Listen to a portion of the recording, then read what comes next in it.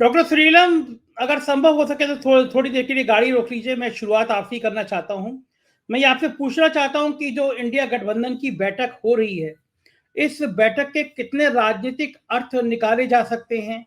क्या-क्या संकेत निकाले जा सकते हैं? क्या देश के सबसे बड़े राज्य उत्तर प्रदेश में कोई फ़ॉर्मूला तय होगा?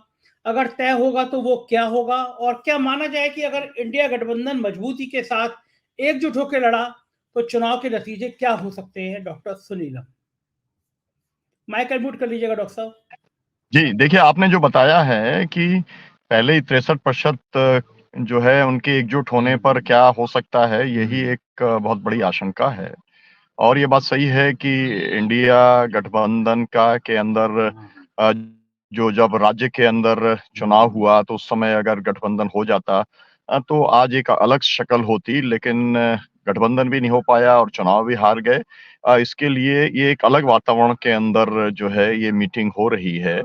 लेकिन मैं आपसे ये कहूँ कि जो भी नेता इसके अंदर पहुँच रहे हैं, सभी का अपना कमिटमेंट है और वो इंडिया के प्रति कमिटमेंट है और इंडिया के प्रति जो कमिटमेंट है वो बेसिकली लोकतंत्र के लिए, इस लोकतंत्र को बचाने और संविधान के लिए वो कमिटमेंट है।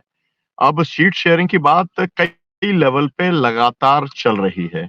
अखबारों के अंदर भी बीच-बीच में छपता रहता है कि ममता जी जो है कांग्रेस को कितनी सीटें देना चाहती हैं, तो सीपीएम भी कितनी सीटें देने का काम करना चाहती है। ये सब बातें जो है लगातार जो है चलती चली जाती हैं। तो मेरा ये है कि यूपी के अंदर भी इसी तरीके की बात है। यूपी के अंदर भी अब आप जानते ही हैं कि सीट शेयरिंग किस आधार पर होती है। अगर समाजवादी पार्टी ने मध्य प्रदेश के अंदर 6 सीटें माँगी थी, तो इसलिए माँगी थी कि 6 सीटों के ऊपर पहले या तो उनके 8 विधायक थे, जब मैं विधायक दल का नेता था, या फिर पिछले चुनाव के अंदर जो है 6 पे नंबर 2 थे और 1 उनका विधायक था। उसके आधार पर 6 सीटें माँगी थी। तो अब कोई भी सीट शेयरिंग होगी, या तो वो विधानसभा चुनाव के अंदर कितना वोट आया उसके आधार पर कर ले, या फिर पिछली बार के चुनाव में लोकसभा के अंदर कौन नंबर 2 था, कौन नंबर 1 था, उसके आधार पर कर लें। कोई ना कोई तो आधार निश्चित करना ही पड़ेगा। उसी आधार के ऊपर होगा, लेकिन वो आधार जो है हर राज्य के लिए एक ही जैसा होगा या हर राज्य के लिए वो अलग-अलग रहेगा, वो एक सवाल है। लेकिन इससे बड़ा जो सवाल है, इससे इससे बड़ा जो सवाल है वो सवाल है कि नीतिगत तौर पर क्या निर्णय लेने के लिए जा रहा है इंडिया गठबंधन। मेरा मतलब ये है कि एक कोऑर्डिनेशन कमेटी उन्होंने बनाई थी। कोऑर्डिनेशन कमेटी के साथ में कई सारे उन्होंने सब ग्रुप्स बनाने का काम किया था। उन सब ग्रुप्स ने अगर मीटिंग की है तो उनकी क्या रिपोर्ट है, कोऑर्डिनेशन कमेटी अगर मिली है तो उसकी क्या रिपोर्ट है। मतलब इंडिया गठबंधन जो है पिछली मीटिंग से बॉम्बे के बाद में कहाँ तक आगे बढ़ा है, इसका भी स्टॉक टेकिंग करने का काम करना पड़ेगा और फिर ये जो चुनाव है इसको लेकर के विश्लेषण भी करना पड़ेगा।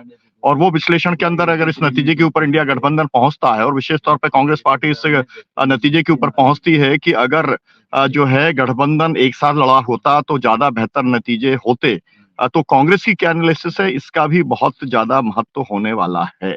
फिर सवाल ये आएगा कि सीट शेयरिंग की तो बात है, लेकिन लोग जो है एक वैकल्पिक एजेंडा चाहते हैं, तो एजेंडा क्या रहेगा। मैं अभी सतपाल मलिक जी के यहाँ पर था, सतपाल मलिक जी कह रहे थे कि ईवीएम के साथ में अगर चुनाव होगा तो आपका कोई स्कोप ही नहीं है। पॉलिटिकल पार्टीज को जो है ये तय कर लेना चाहिए कि वो जो है ईवीएम के किसी भी चुनाव के अंदर वो भागीदारी करने का काम नहीं करेंगे। अब ये बहुत सारे लोगों की राय है, क्योंकि जो लोग हैं 5 राज्यों और 5 राज्यों के अंदर चुनाव हुए, उसके अंदर तमाम सारे सीटें ऐसी हैं जिसके ऊपर ईवीएम को लेकर के आशंका पैदा हुई। आज मैं जिस मीटिंग के अंदर था उसमें कुरैशी साहब आए थे, इलेक्शन चीफ कमिश्नर जो रहे हैं। इसके 1 दिन पहले मैं बड़वानी में था, उसमें 5000 लोगों के सामने पूना के एक्सपर्ट आए थे जो ईवीएम के अंदर हैकिंग का पूरा डेमोंस्ट्रेशन करने का काम कर रहे थे। इस समय ईवीएम का सवाल लोगों के ज़हन में एक बड़ा सवाल बन गया है। मतलब इलेक्टोरल प्रोसेस जो है वो संदेह के घेरे के अंदर आ गई है और इसलिए ये बहुत ज़्यादा इम्पोर्टेंट है कि ईवीएम को लेकर के क्या फैसला लेता है। क्या इंडिया गठबंधन ये कहता है कि ईवीएम से अगर चुनाव होगा तो हम उसमें पार्टिसिपेट नहीं करेंगे, या ये कहता है कि वीवीपीएटी पैट की सबकी 100% पर्चियों की गिनती होना चाहिए। किस तरीके के एक कॉमन एजेंडा को लेकर के वो आता है और फिर उसके बाद में पूरी पॉलिटिक्स तो गारंटी की पॉलिटिक्स नहीं हो सकती। अलग अलग जगह पर जो लोगों ने मैनिफेस्टो जारी किए, मतलब कांग्रेस पार्टी ने जारी किए या सभी ने जारी किए, वो गारंटीज के इर्द गिर्द थे। लेकिन वो गारंटीज का तो एक सवाल है, लेकिन आपके पास में ओल्ड एज पेंशन का भी एक सवाल है जो सबसे ज्यादा कैची था अपोजिशन के लिए।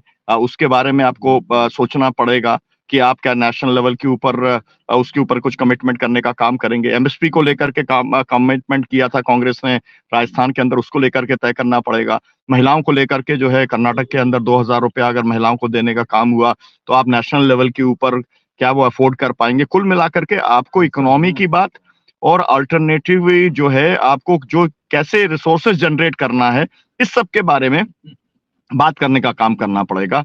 अगर ये नहीं करेंगे तो फिर लोग तो ये चाहेंगे ना कि भाई आप कोई क्रेडिबल अल्टरनेटिव दे रहे हैं या नहीं दे रहे, क्योंकि लीडरशिप का मामले के ऊपर तो कोई कमिटमेंट कर नहीं पाएंगे, और लीडरशिप के मामले पे कमिटमेंट नहीं कर पाएंगे तो हर समय यही कहा जाएगा कि भाई जितनी बार सरकारें बनी वो बहुत जो है अनस्टेबल रही और हम स्टेबिलिटी देने का काम कर रहे हैं। तो कई सारे नैरेटिव जो गढ़ने का काम किया, और सबसे बड़ा नैरेटिव जो है गढ़ने का काम तो अब होगा राम मंदिर का जो एक निर्माण हो जाएगा उसके बाद में, और पोलराइजेशन के लिए पूरी ताकत से ये काम करने वाले हैं। संघ के कार्यकर्ताओं को चीफ मिनिस्टर बनाना, यह इस बात का एकदम खुला एक तरीके का घोषणा है कि हम ध्रुवीकरण के एजेंडे के ऊपर आगे पॉलिटिक्स करने वाले हैं। और जिस तरीके के जैसे मध्य प्रदेश के अंदर मुख्यमंत्री आया और उसने कह दिया कि भाई हम जो है सब अंडा और मछली और ये सब कुछ हम बंद करने का काम करेंगे, हम जो है लाउड स्पीकर बंद करने का काम करेंगे।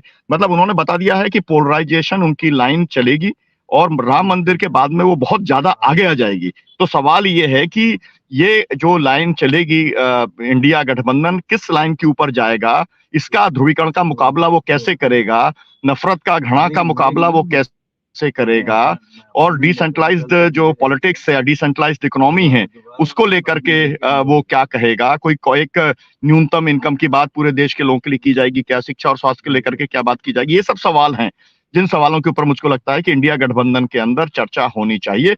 और सीट शेयरिंग के फॉर्मूले के ऊपर भी बातचीत होनी चाहिए, क्योंकि ये ठीक है अलग अलग स्टेट के अंदर अलग अलग होगा, लेकिन कुछ ना कुछ फॉर्मूला ही होगा जिसके आधार के ऊपर आपको निर्णय करना पड़ेगा। मेरा तो कहना यह है कि जैसे कमलनाथ को आपने हटा दिया कांग्रेस पार्टी ने, है ना, अच्छा किया उन्होंने, हटा दिया, एक रास्ता बनाया, क्योंकि कमलनाथ ने सबसे ज्यादा गड़बड़ किया था इंडिया गठबंधन के कमिटमेंट को निभाते। भोपाल की अगर रैली हो जाती तो नतीजा कुछ और होता, इंडिया गठबंधन हो जाता तो कुछ नतीजा और होता।